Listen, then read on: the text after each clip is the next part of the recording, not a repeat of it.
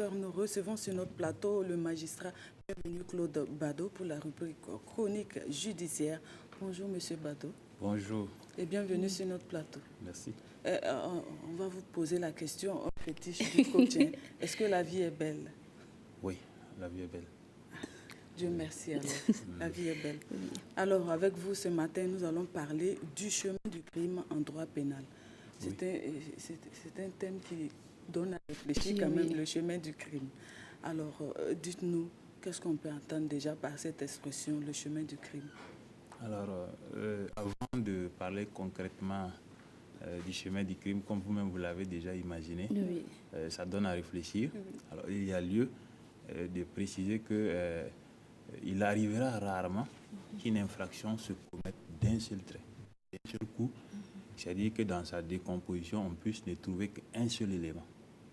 Alors, il y a un processus qui aboutit à la commission de l'infraction. Et je dois déjà préciser que nous allons parler essentiellement des infractions qui sont commises volontairement. Alors, il ne sera pas question ce matin de s'attarder sur les infractions qui sont commises involontairement ou par imprudence. Ça ne va pas beaucoup nous intéresser. Alors, donc, c'est pour dire que lorsqu'on essaie d'analyser les infractions de façon générale, on se rend compte qu'il y a un certain nombre d'actes qui les constituent, qui les composent. Alors, on se rend compte aussi que l'infraction est l'aboutissement, le plus souvent, mais pas toujours, d'un processus malveillant, savamment pensé, réfléchi, et voulu par son auteur. Voilà, vous ne pouvez pas voler la chose de quelqu'un après avoir cassé sa porte et dire que non, c'est arrivé involontairement. Ça ne peut pas se comprendre. Voilà. Donc, naturellement, il y a même de la préméditation ici. Donc, c'est pour dire que l'infraction aura des éléments constitutifs. Et dans le cas qui nous concerne ce matin, quand on parle de chemin du crime, ça peut laisser penser à la voie ou la piste que le délinquant a empruntée pour aller commettre son forfait. Mais pour ce qui nous intéresse, et pour ce qui nous intéresse ce matin, il s'agira d'un chemin abstrait. Ce ne serait pas ce chemin-là. Voilà, il s'agira des grandes étapes que le délinquant franchit pour commettre son infraction. Donc c'est pour dire en même temps que le crime est composé par un certain nombre d'actes, mais nous allons nous attarder seulement sur les actes qui sont essentiels, parce que quand on parle de chemin, on peut, si on prend par exemple le chemin qui m'a mené de chez moi à la RTB, on peut le découper en au moins 2 étapes. Voilà, le point de départ et le point d'arrivée. On pourrait aussi me prendre sur mon parcours à partir de la moitié pour en faire 3 étapes. Certains pourraient dire qu'on peut aller jusqu'à découper davantage en prenant les grands carrefours. Voilà. Donc tout ça, c'est pour dire qu'on pourrait ne pas s'accorder, mais les pénalistes quand même s'accorder sur un minimum. Et nous allons nous attarder aussi sur l'essentiel de ce qui a fait l'objet de ces réflexions. D'accord. Mais comment peut-on tracer en fait le chemin du crime? Alors, pour tracer le chemin du crime, comme j'ai parlé des grandes étapes, ça nous amène à réfléchir sur quelles sont les grandes étapes qui constituent de façon générale les crimes qui composent la constitution des infractions. Alors, d'abord, dans un premier temps, le candidat à la délinquance, ou si vous voulez, les délinquants potentiels, il mûrit d'abord le projet de commettre l'infraction. Voilà, c'est la première phase. La phase donc de la pensée criminelle, ou si vous voulez, du projet criminel. Voilà. Ce ne sont pas des projets pour lesquels on a des canevas ou pour lesquels on peut demander des financements. Le plus souvent, le projet criminel, voilà, pour ça, alors là... le projet criminel, c'est vrai qu'il y a des organisations terroristes. On soupçonne naturellement que certaines ont des appuis financiers occultes, mais en tout cas, le projet criminel ne peut pas valablement recevoir un financement autorisé. Voilà. Donc c'est pour dire que les délinquants mûrit son projet criminel et ensuite il y a les actes préparatoires à la commission de l'infraction. Par exemple, s'il doit, il s'est projeté de bastonner copieusement quelqu'un, voilà, il apprête un bâton D'abord, il a mûri l'idée, selon lui, de lui donner une très bonne correction. Alors, il passe aux actes préparatoires. Ici, il s'agira d'un seul acte. Matériel qu'il faut. Il prépare le matériel, peut-être un gourdin, qu'il pose en attendant le temps où il va apparaître. Dans la troisième grande phase, c'est les actes d'exécution. Voilà, l'acte d'exécution consiste pour les délinquants à passer à l'acte et à peut-être, dans notre cas d'espèce, là, battre copieusement, comme je l'ai dit, sa victime.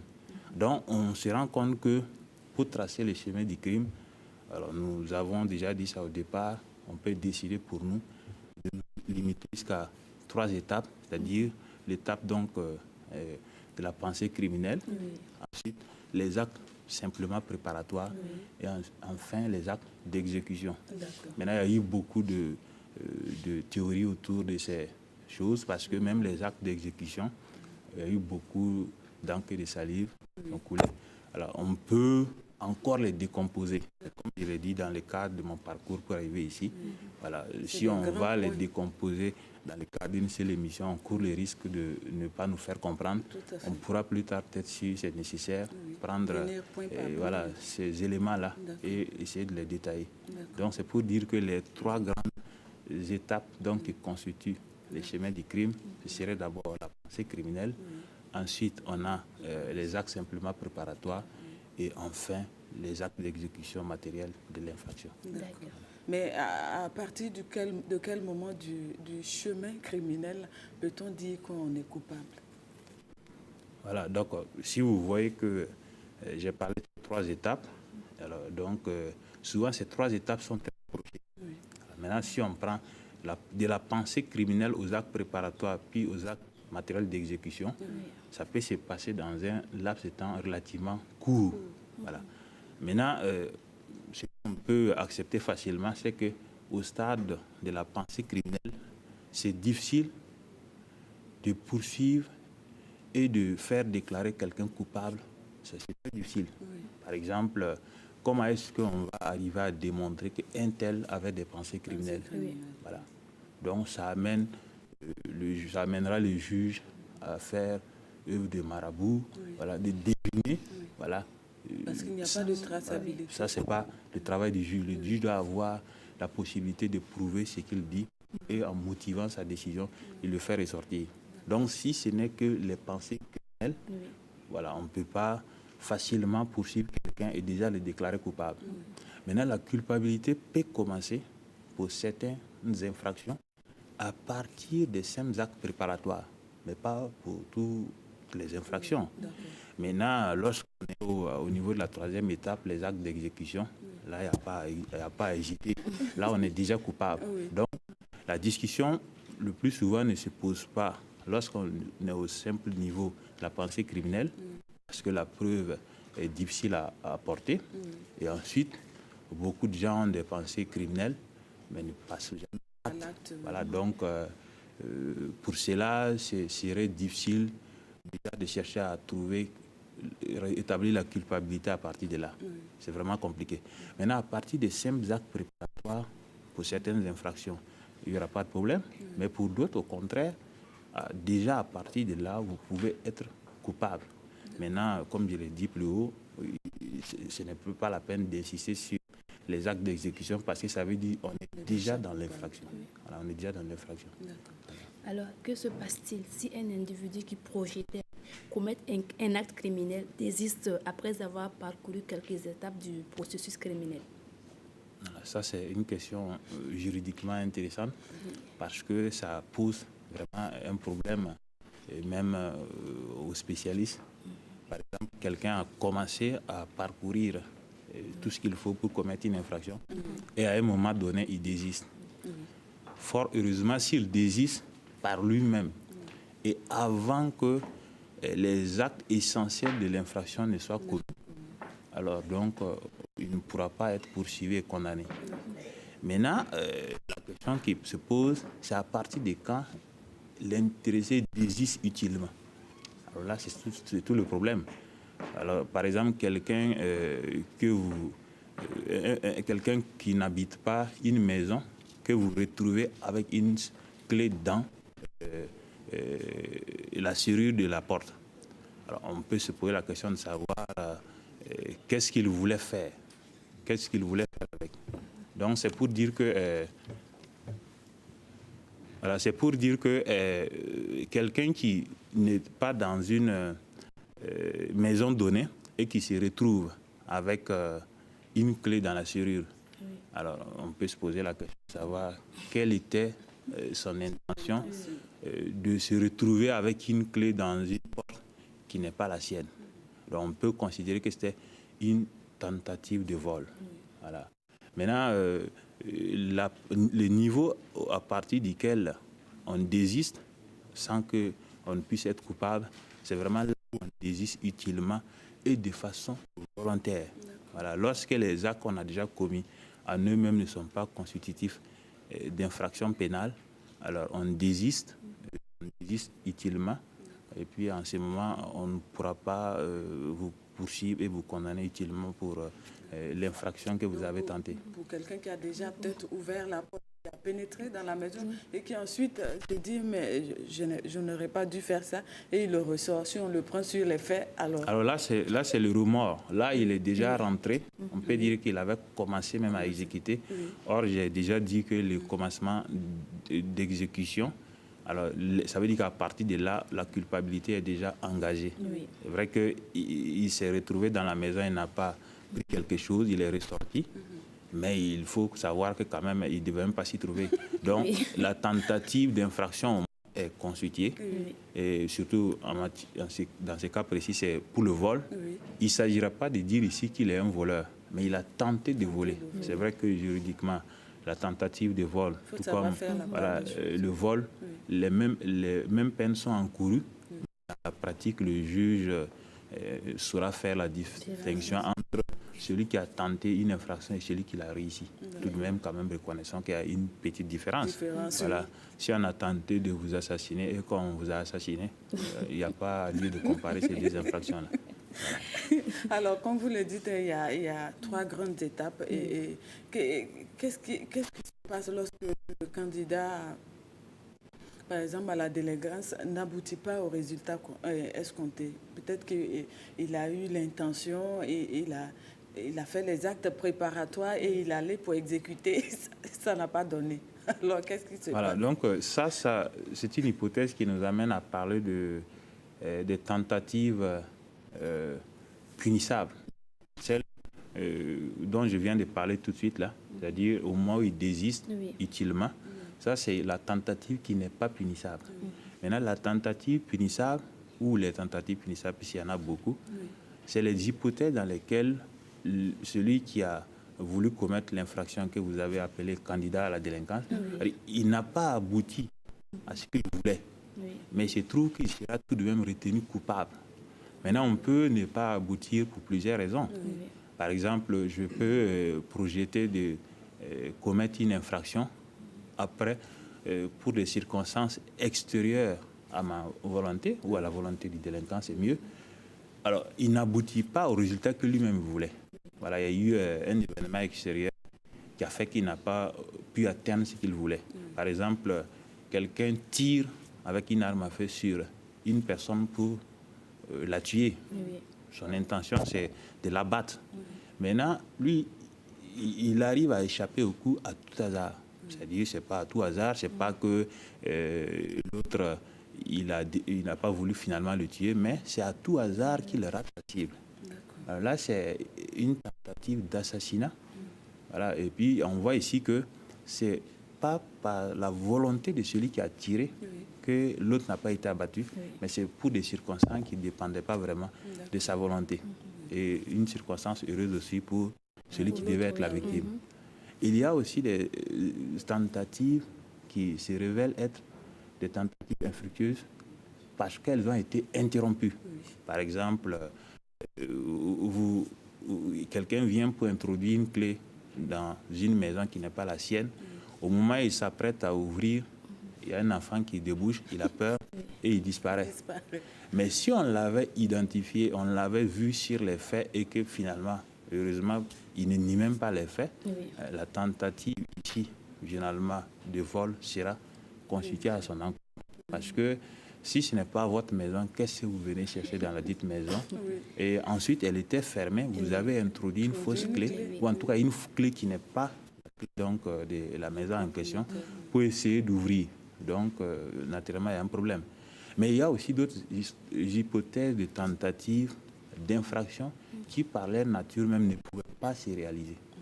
Voilà. Par exemple, supposons qu'il y a deux familles qui se font la bagarre, voilà, il y a des échanges de coups, il y a un membre de l'autre famille qui n'était pas là. Il vient, il apprend que ça chauffait entre les deux familles en son absence. Il décide d'en découdre définitivement avec un des membres qu'il considère comme étant peut-être le meneur. Il rentre, il prend son pistolet. Alors, il le voit assis, par exemple, dans une chaise. Il reste à la porte, il lui loge une balle dans la tête. Bon, il ne bouge pas. Voilà, il ne bouge pas.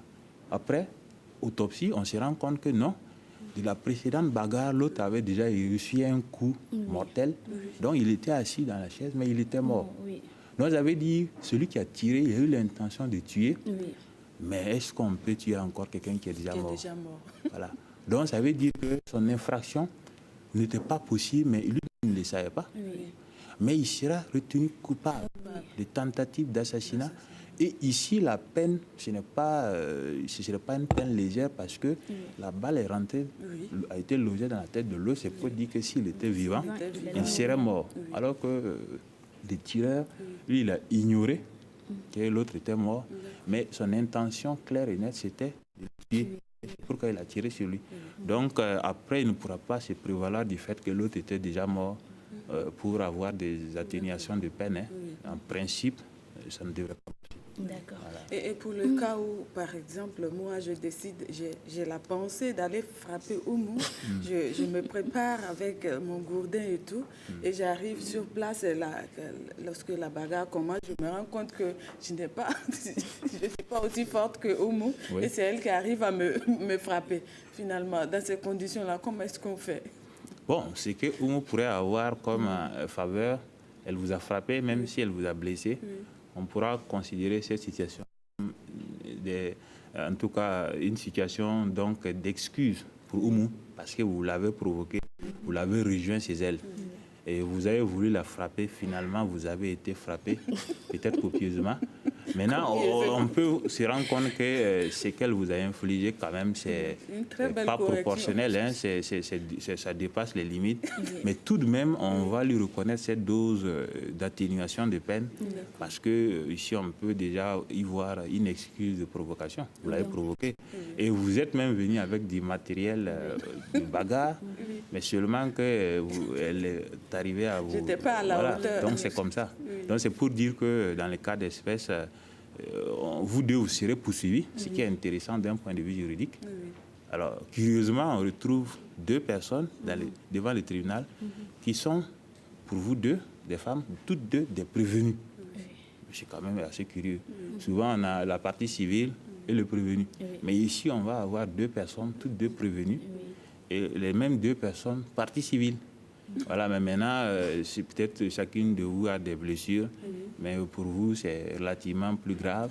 Voilà, donc, le juge fera la part des choses pour situer les responsabilités. Mais rassurez-vous déjà, votre responsabilité sera plus grande. Et peut-être vous pouvez éventuellement, je ne sais pas moi, ça peut arriver que les deux prévenus se retrouvent en prison, mais seulement que vous n'y serez pas pour la même durée. Voilà. Si par exemple, vous êtes plus jeune que Oumou, elle est physiquement suffisamment fort pour vous corriger, on pourrait estimer qu'elle a un peu dépassé les limites. Mais si vous êtes à force égale et que vous ajoutez une force matérielle pour l'affronter, alors donc là encore, le juge va toujours apprécier.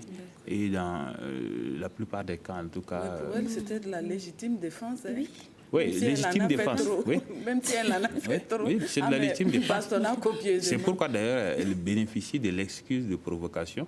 Voilà, elle s'est défendue, c'est normal. Quand on est attaqué, on se défend. Vous faites bien d'ailleurs de parler de cette notion parce que elle fera l'objet d'une émission à part entière. D'accord. Et vous verrez que ce n'est pas aussi facile que ça, la légitime défense. Parce que tout le temps, on brandit les mots. Hein. Et c'est de la légitime défense, Voilà. alors qu'on ne Souvent, sait pas concrètement. on peut attaquer et qualifier ça de légitime défense. Voilà, on peut dire qu'on se défend alors qu'il n'y a aucune proportion. Si moi je vous gifle, vous n'avez pas le droit de prendre un pistolet, m'abattre sur les champs. Quand même, ça, c'est pas de la légitime défense. Voilà, la légitime défense, donc, il y a la notion de proportionnalité qui va rentrer en ligne de compte. D'accord. Voilà.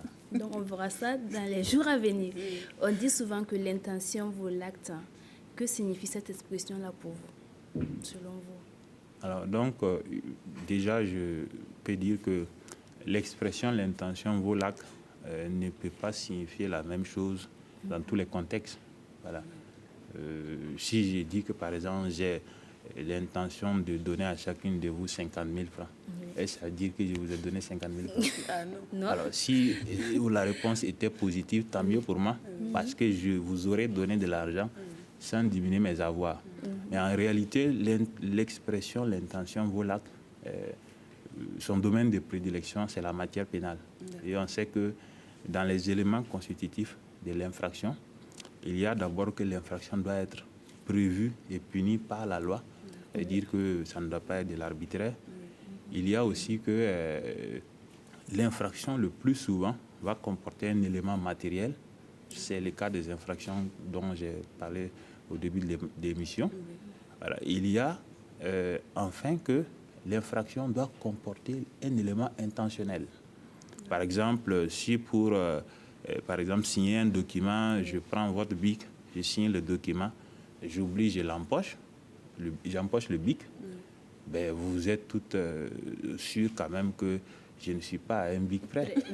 Ça devrait étonner que je vole un bic. Et rassurez-vous, je ne vole pas. Donc c'est pour dire qu'un bic, bon, voilà, on voit la personne, on sait que non. Ça doit être un oubli, ce n'est pas un vol. Donc c'est pour dire qu'ici, je suis parti avec votre bic, mais tout de même, ce n'est pas un vol parce que l'intention n'existe pas du tout. L'intention n'existe pas du tout. Donc ici, mais par contre, je projette avec des gens de faire un complot.